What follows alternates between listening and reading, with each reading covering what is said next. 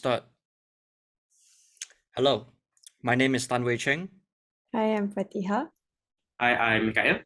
Today, we will be doing a topic about young people, social media, and health based on a case study by De Donker and McLean, namely social media, sleep difficulties, and depressive symptoms, a case study of South African youths in Cape Town.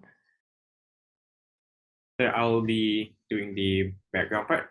So in recent years, social media has taken the world by storm and become a big part of our daily lives. The exponential growth of social media has given us many positive outcomes. For example, we're able to connect with people across the globe in an instant, able to indulge in entertainment online, and even buy goods from the comfort of our home. However, it's not without its negative outcomes as well. For example, excessive usage of social media can lead to addiction and addiction-like behavior commonly seen in drug addicts. In this case study, the evaluation of a sample survey of 205 youths from different areas in Cape Town was taken based on the relationship between social media use, sleeping difficulties, and depressive symptoms. With the use of this case study, we intend to find out the extent of how much social media has affected the health of young people across the globe. And also I'll be doing the rationale. The rationale for this paper would be to investigate the relationship between young people and social media and how it affects the health and well-being of said demographic.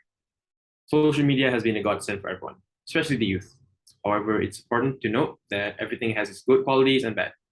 This study is important as we want to find out how significant social media is as a factor that contributes to declining mental health within youth today. Furthermore, the study aims to further contribute to the discourse of the effects of social media technologies among the youth. So for the case study, as mentioned in the background section before, in this case study chosen, the relationship between social media use, sleep difficulties, and depressive symptoms is evaluated using a sample survey sample of 205 participants recruited from various areas in Cape Town, South Africa. The authors have used 4 theoretical frameworks within this case study, which are the uses and gratification theory, media dependency theory, problematic internet use, PIU, and the pathway model of problematic mobile phone use. However, for our study, we will be using 2 different media theories, which may help add insights towards the findings of the taken case study, which will be explained after this section of the presentation. The participants' ages range from around 18 years old to 34 years old. This sample population was chosen because young individuals are most susceptible to developing poor mental health, particularly depression at this time. Additionally, the social media addiction scale, or also known as the SMAS-SF, was used to test for social media addiction in this study. Examples of social media used include Facebook, Instagram, Twitter, and general internet use. The Insomnia Severity Index, also known as the ISI, was also used to measure information of sleep span and sleep difficulties.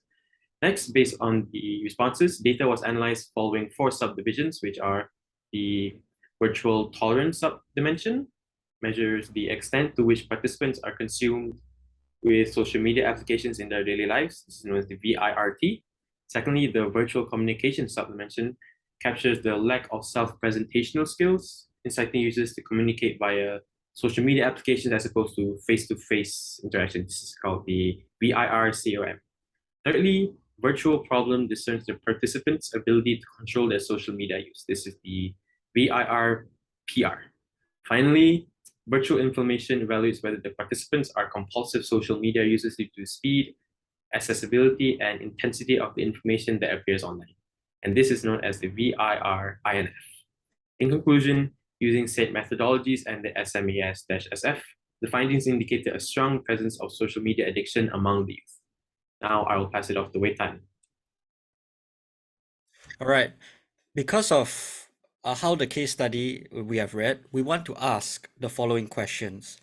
How do modern youth use and interpret social media? So, we would like to find out the affordances of social media to youth, particularly on whether youths are technologically determined by their need for social media that has influenced these behaviors, or are youths culturally determined by their need to socialize with the help of social media? So is social media controlling them to a point where they have health issues, or have youth always been particularly intrigued to socialize and new media technologies such as social media only enforce these behaviors?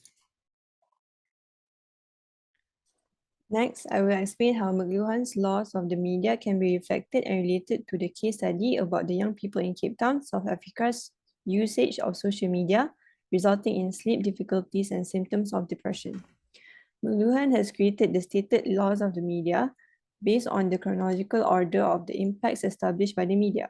In the article he wrote, there are examples such as cable TVs, printing, instant replay, and other forms of media, which proves that with the creation of a certain media to enhance our lives, it will then reverse into being dangerous or harmful to the users.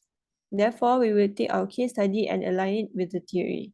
The first McLuhan's laws of the media that reflects the case study is how social media is created as an immediate platform for sharing information, to communicate, and for people to find work opportunities as quoted by De Doncker and McLean.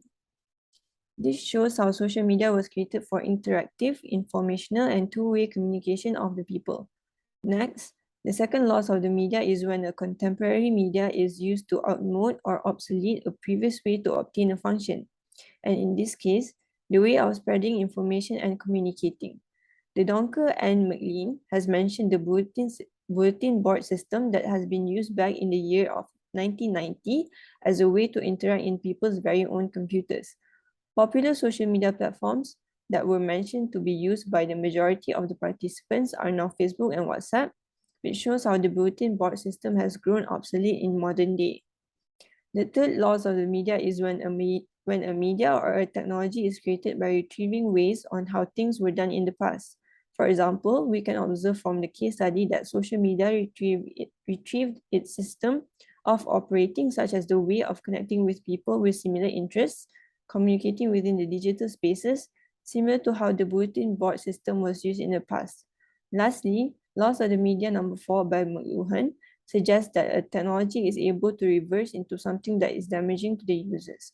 This can be reflected in the results of the case study conducted by De Doncker and McLean, whereby social media users in Cape Town experience unhealthy sleeping habits and also portray signs of mental health issues, namely depression and anxiety. Next, Wei Tan will present the theory of affordances.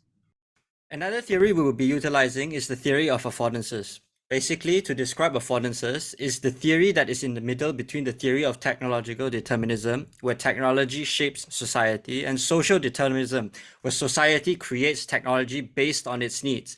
Affordances, as described by Leonardi in 2013, is an affordances perspective represents a relational approach to understanding how people interact with technology. In a sense, it is basically the relationship between the properties of an object and the capabilities of its users that determine how they interact with said object. In this case, our case regarding young people, social media, and health analyzes the relationship of young people's social media use and its effect on their health by analyzing sleep difficulties and depressive symptoms based on their dependency on social media, and using the theory of communicative affordances to analyze this case study. Next, in an article for affordances in Communicative Research, Schrock describes mobile media affordances with 4 different elements. Number 1, portability, the fact that mobile devices can be taken with us to inform how and when we may use them. Number 2, availability. This informs how we think about time and place with mobile media. Number 3, locatability. Mobile media as tied to networks of locations and place, geotagging, etc. And finally, multimediality, how we consume and produce mobile media. Basically, the relationship between the properties of an object and the capabilities of its users that determine how they interact with said object. Additionally, from within the case study, the findings indicated a strong presence of social media addiction among youth. There was significant evidence to suggest that higher levels of social media use results in depressive behaviors. This is in line with Longstreet's and Brooks' suggestion that users are becoming too dependent on the internet for their emotional health, is where negative feelings from deprivations become most pronounced. It remarks that users feel that there is a need for the internet communication to be able to perform simply daily activities. This is in line with documentations of growing dependence of social media among young people, such as social media use at night and associating users with sleep difficulties as they are plagued with behavioral addictions and dysfunctional internet behaviors such as online gambling.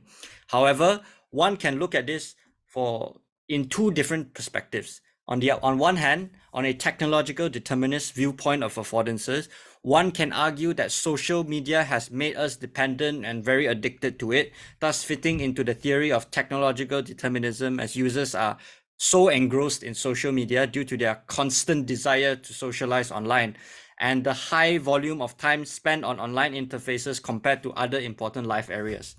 On the other hand, social deterministic point of view, social networking sites has given young people a feeling of social connectedness and togetherness in a safe place where young people are able to develop their social identity while also seeking acceptance from their younger peers or similar aged peers, particularly participants who are more keen on communicating via these social media websites rather than face-to-face interactions due to a lack in self-presentational skills. And finally, we have come to the end of our presentation. Thank you for listening. These are our 5 references.